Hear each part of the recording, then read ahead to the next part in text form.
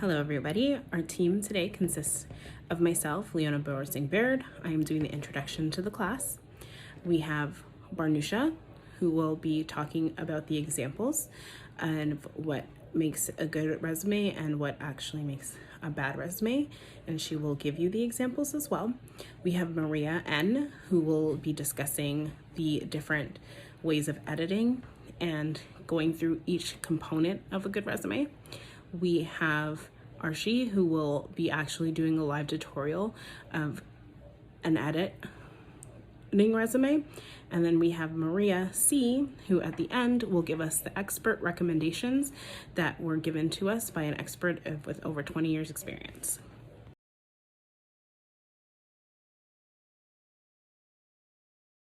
Welcome to our training. Today, we're going to teach you how to make a good resume. By the end of this session, you should be able to make a professional resume. You will have the tools and knowledge that we provide to identify what makes a good resume and to help you avoid pitfalls of what would be a bad resume. We are going to show you how to job match your resume to each job ad that you may find. We'll teach you the main components of what your resume should have. We'll show you examples of good and bad resumes. We'll do a tutorial with you on how to create a resume. We will go through the editing process of resume writing. We will also give you a professional recommendation at the end that came straight from an expert that we interviewed during the process of these training tutorial. Thank you for joining us, and as we continue, I hope you enjoy. The team today who will be leading you is myself. During this job matching session, what we're going to do is we'll look at one of the examples of the job description, and we will go through and highlight any of the key responses.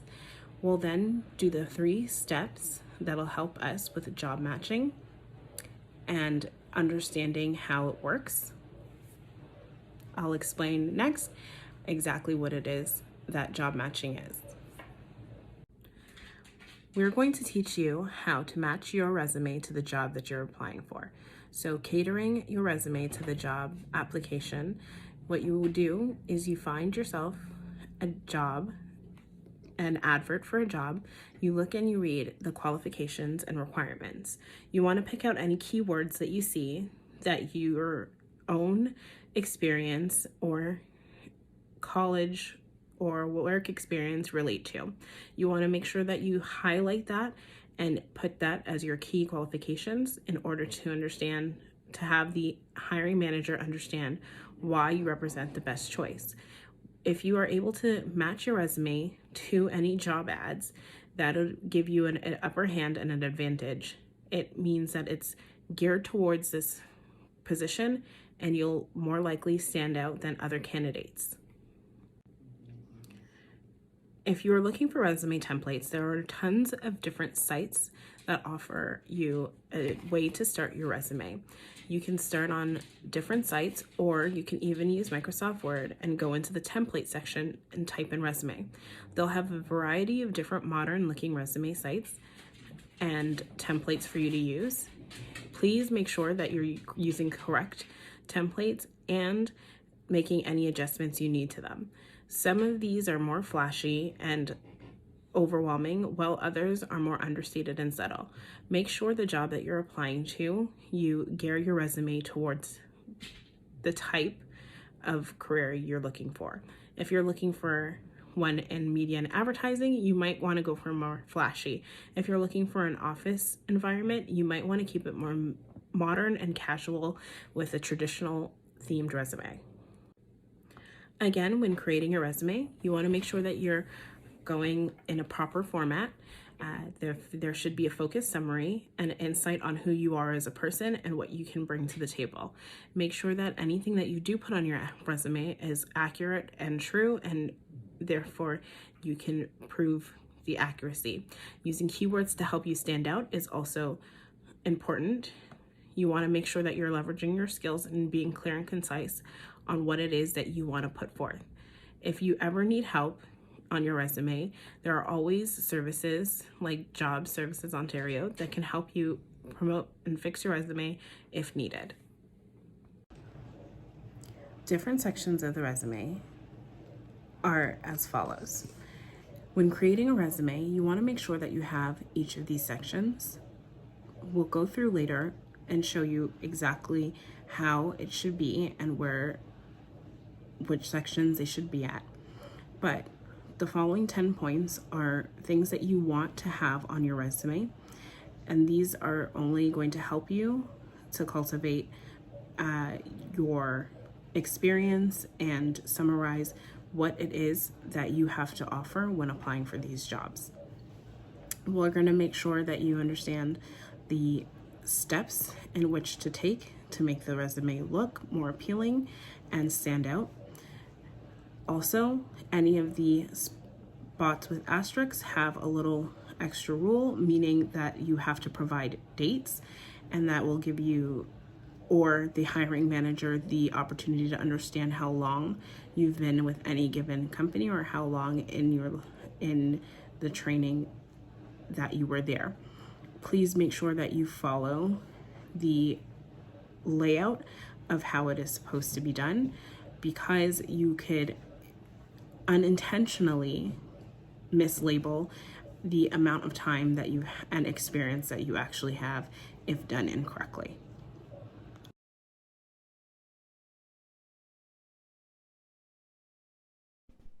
Hi everyone.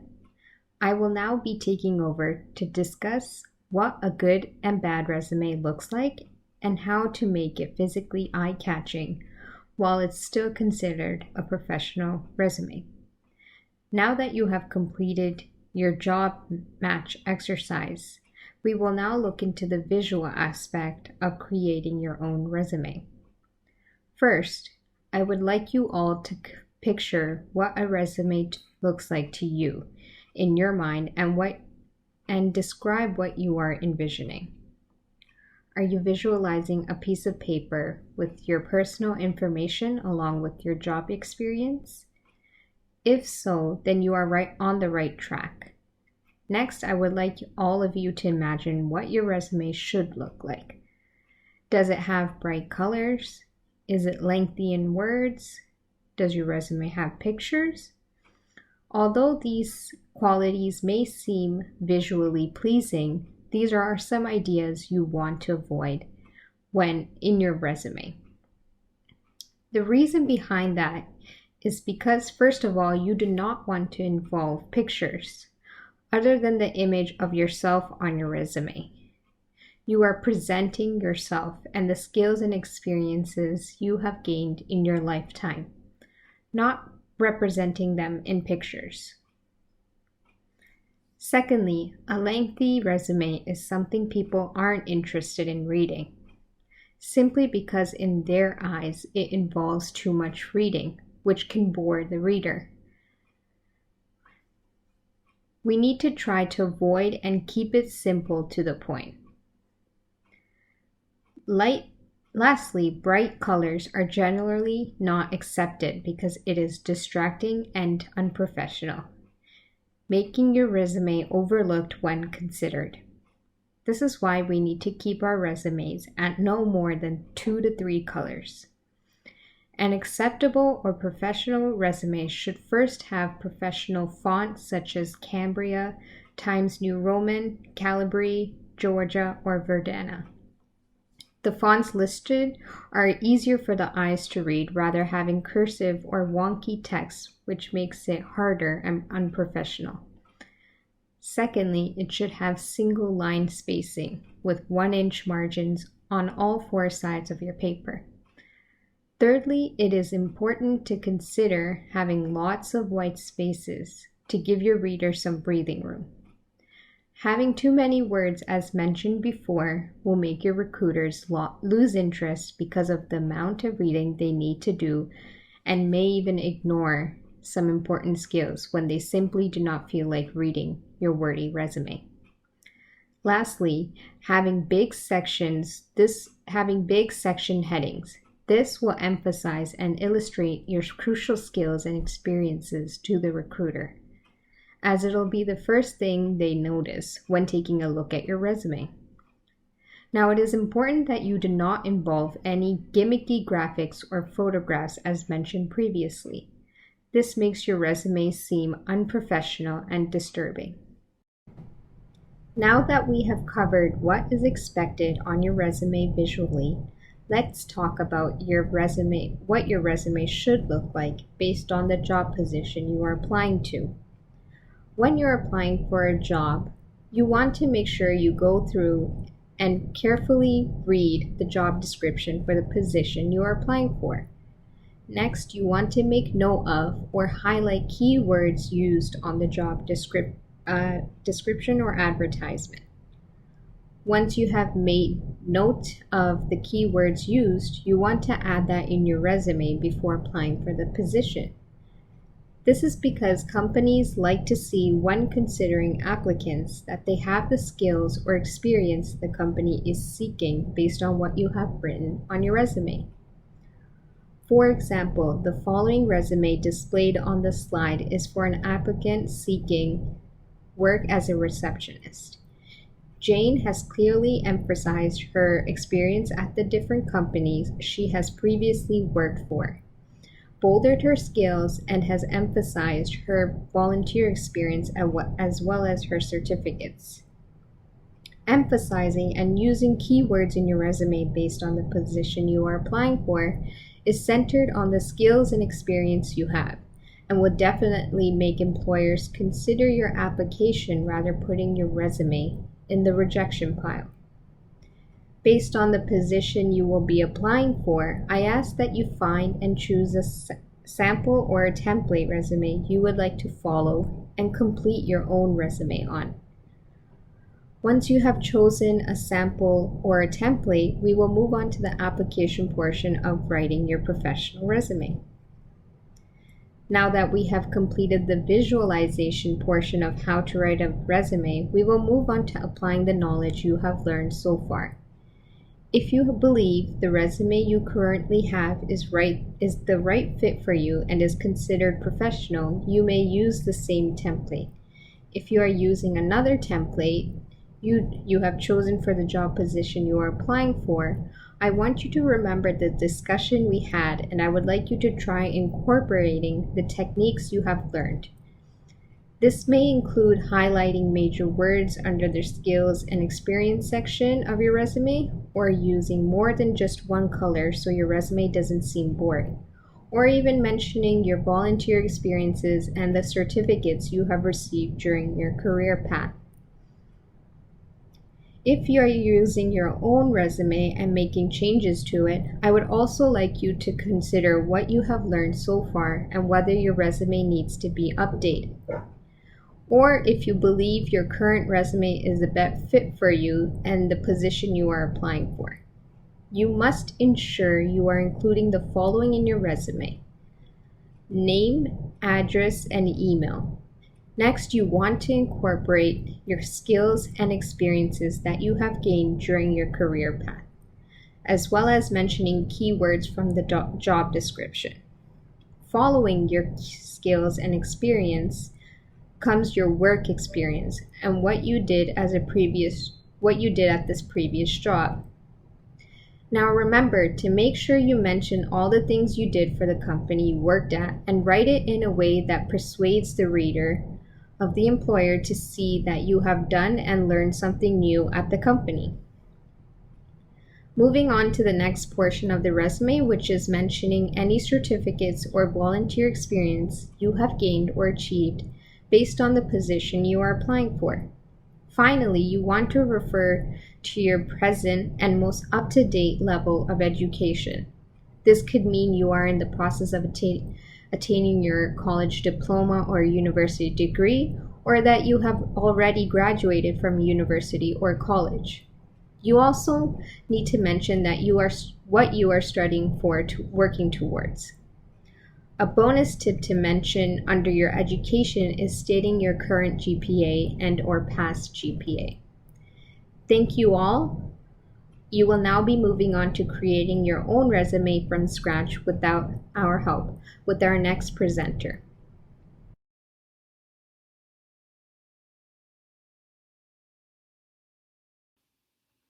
Now that you've all had a chance to look over the templates and had some time to create your resume, it's time to move on to the next step. It's a very important thing that you're able to socialize and interact with new people, especially in a professional work environment where you're constantly meeting new people every day. We would now like everybody to pair up and find an editing partner. Use these next 5 minutes to get to know your editing partner. Let them know what you're looking for in the field of HR, and please exchange your resumes. You want to have a look at each other's resumes and give each other your honest feedback. Let them know what's good, let them know what they can work on. You all have 5 minutes to put your minds to it and do the best that you all can. Please use your editing time on your Microsoft Word documents for a second version so that you have your first and your second version of your resumes available to compare for later on. Career objective is a chance to make your resume stand out among others and make an even better first impression onto hiring managers. With a very competitive job market, it's important to get their attention quickly, and including an objective in your resume can help you do this. So what is an objective? An objective, or a career objective, is a 1 or 2 sentence overview of your professional goals, why you are applying for the job, and why you think that you would be the best fit. When to include a resume objective. There are 3 cases in which it is particularly important to include a career objective in your resume. This is when you are new to the job market, when you are making a career change, or when you are moving into a new area or region. There are 6 steps to follow when writing a career objective. Number 1, keep it short. Resumes are only viewed for a few seconds during the recruitment process, so keep your career objective short and interesting, and avoid using filler words. Always keep it to 1 to 2 sentences. Number 2, modify your career objective to individual job advertisements. Research the company that you are applying for and modify your objective using the information that you find. Show the company that you are interested in what they do. Number 3, integrate into your resume. Since the career objective is the beginning of your resume, it should reference points that are made later on, and it should tie into your educational and your work experience. Number 4, mention your strengths. Lead with your strengths and your best skills. Connect skills that are mentioned in the job advertisement with skills that you possess, and showcase these skills with examples from the past. Number 5, include any relevant certifications. Include any certifications, degrees, or licenses that are relevant to the position that you are applying for. This is especially important when entering the job market or making a career change.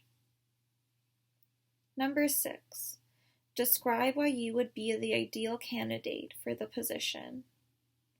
Describe how your qualifications and abilities would benefit the company. Let them know what would set you apart from other candidates that would be applying.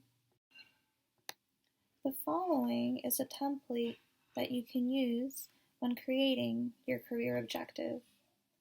It is always important to modify the objective towards each position that you apply to. When using this template, you would simply replace the adjective, job, company, skill, and the goal, and adjust it to the position that you are applying for. The following are different career objective examples to give you a better understanding and idea when you create your own. Take a look at the different career objectives and the different adjectives that they use, as well as the different jobs that they are being directed towards, which changes the whole wording of how they are written and how they are perceived. These are some common errors that are made when writing career objective statements. Number 1, using the same statement for multiple job applications with no modifications.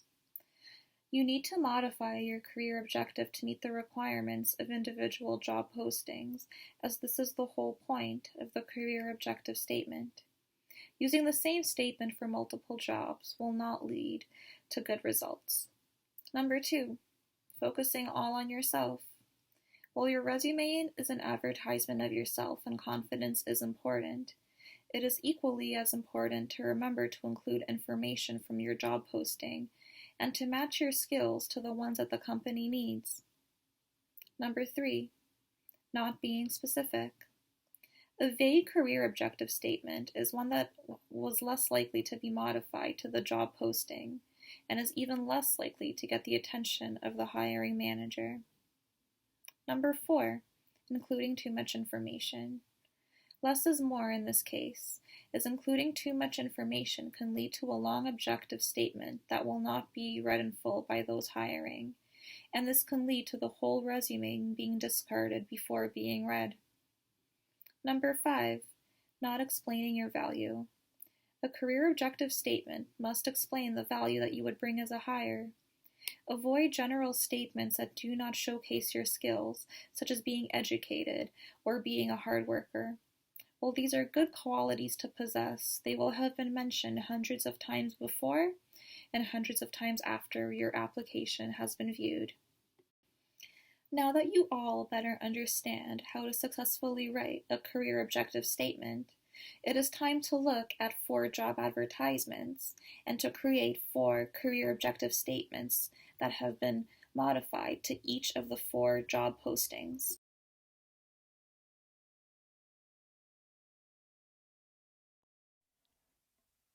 It's time for a quiz, everyone. We're going to be editing errors on this resume that was provided to you. So the task is to correct a resume that James Bright submitted for the position of HR manager at Peninsula Canada. So that is the job posting that this resume was for. Your task is to recall what you have learned today and apply it while you edit. Open the resume in a Word document, identify the errors, and make correction. After the time is up, we will go over the quiz together. And remember, there is a chance to win a $20 gift card for catching all the errors and completing this training. Good luck, everyone.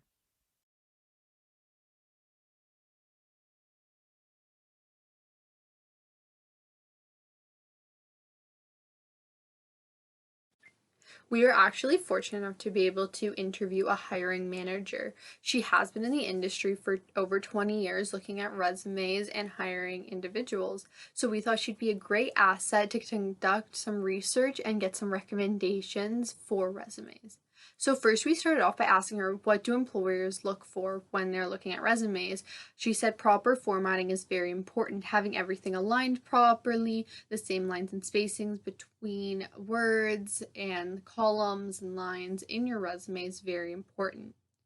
Having your proper formatting, it also shows that you took the time and the effort to make sure your resume was perfect before sending it out to employers. This also shows a great attention to detail, which is very important for employers as well.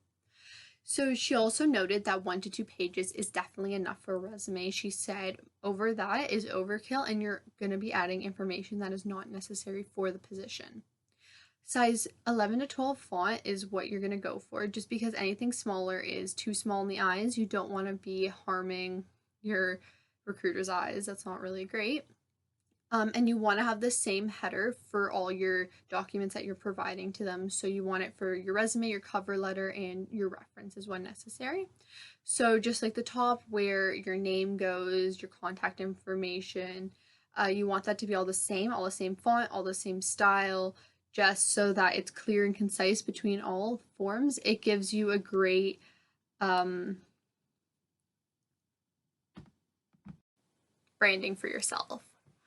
You also want it to be very simple, easy to read, so that there's no struggle. You want to use good words, proper English, just to make sure that the employer is able to understand all the information provided. You also want to have experience matching, which means that you want what is on your resume to match the job you're applying for. You don't need any unnecessary information. So what the employer wants you to avoid is unnecessary errors. That could be grammar, spelling errors. So you don't want that, because that shows a lack of initiative, a lack of attention to detail, and that you didn't really pay attention when making your resume. This could make them not want to hire you, just because then they know this might be how you're going to be working when you work for them. Poor formatting, as we discussed, that's what they're looking for. They're also going to try to avoid when it's improperly done, just the lines and spacing. Again, that's just showing your attention to detail. Resumes above 2 pages, as we discussed, that's just having too much information that is unnecessary for the job position. And then a lack of action verbs. She just discussed how important the action verbs are. It really makes you stand out, and that when you have all of your action verbs, it makes the employer know that you really know how to write a resume. We next really wanted to understand what makes a resume stand out to an employer or a recruiter. So they suggested that the longevity of your previous employments really plays a key factor in the hiring decision, just because it shows your loyalty to previous organizations, and that could impact your loyalty to this place if you're job hopping a lot, or if you're staying in one place for a set amount of time. It also makes you stand out with actually having that cover letter. As the years go on, she said she's noticed a lot of individuals aren't putting a cover letter in their resume, just because, I guess, lack of time, lack of initiative, a little bit of laziness. So she suggested that when you do add your cover letter now, it's actually putting you above other people, because the other candidates might, out of 10 people, you might get 2 cover letters. So if you're one of those 2 people, you will definitely have a standout. Next, that your resume is actually tailored to the job. Just not that you're throwing out one resume to every single place you're applying to. If you tailor your resumes to each job, it makes you stand out, because they know that you've put time and effort in applying to this position. Next, so we also asked what puts a resume in automatic note pile, which doesn't get looked at all. So any grammar, spelling errors, that's an absolute no. That'll just not work, because your attention to detail, lack of effort is very much present in that situation. Any just like carelessness will also do the same thing. Disorganization. So if your information in your resume is not organized properly, for example, not in chronological order for your experience, not by importance in your details of the job description, just little things like that. If it's out of order, it doesn't really make sense, and that also shows the carelessness factor. Also, lack of conformity between the sections of your resume, just having sure that everything really flows properly. And then just having it over 3 pages, that's just a waste of time in the recruiter's eyes, she mentioned. And lastly, just having any incorrect information, false information that is realized later on in the process, or just during the recruitment process. If you notice in the resume that there's information in one section versus another, and it doesn't really add up. We next want to discuss cover letters. So I asked, are cover letters even really necessary in this day and age? The answer is yes, because they're definitely an asset. As stated before, only 2 out of 10 resumes that my recruiter that we were talking to is actually getting a cover letter with it.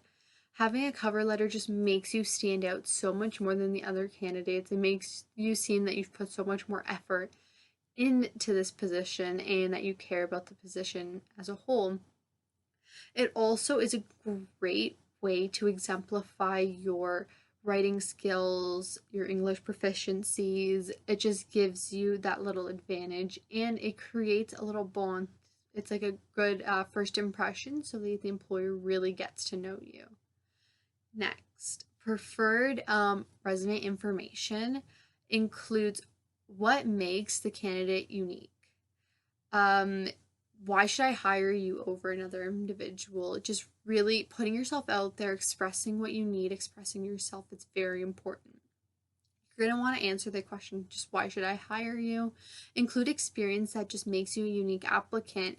For example, if you're applying for a co-op position as a university student or a college student, show that you did a co-op position in high school. That's very beneficial. Talk about that experience and how that experience will help you in the long run. Or if you're good at team leadership and just little soft skills that are very important to the position as well. Using keywords that are found in the job description also help out a little bit too. It just shows that you know what they're looking for as well. Remember, this is your first impression. You want to make it a great one. Lastly, we asked 2 questions, including what is the preferred resume template that you prefer to receive, and how long do you actually look at each resume, just as a curious thought. So for the preferred resume template, actually just plain and simple is honestly the best way to go, according to the hiring manager.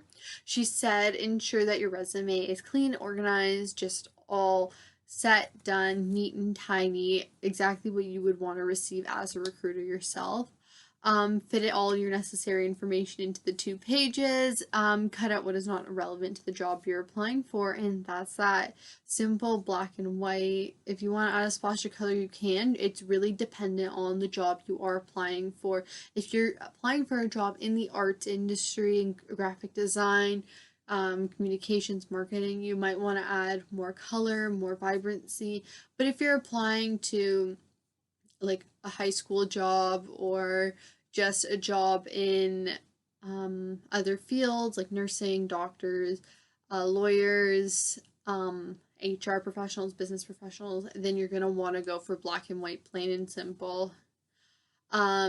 That's also important because a lot of HRISs do not actually have the ability to read the resumes when they have like big blocks of design or information that's not in like basic font. They have a hard time picking it up. And how long do they look at the resume? So actually each resume gets looked at for maximum of 30 seconds, which is kind of crazy to see like how much you can actually read in 30 seconds. It's all about the visuals, it's all about the organization and the not being too long and the quick things you can pick up on while skimming through the first 30 seconds. After that, those resumes that are looked at that are wanted go into a separate pile. The other ones get thrown out, and then from there they'll re-look at the resume to decide who to actually give an interview to. Congratulations, you've made it to the end of our presentation. I hope you go forth with some tips and tricks on how to revamp or even just update your resume. If you have any questions or concerns, feel free to reach out to any of us. We are available till the end of the semester. And again, even if you already did have a resume, hopefully you learned something new today, and never forget that a cover letter is important, even if your resume is stellar. Thank you again for listening.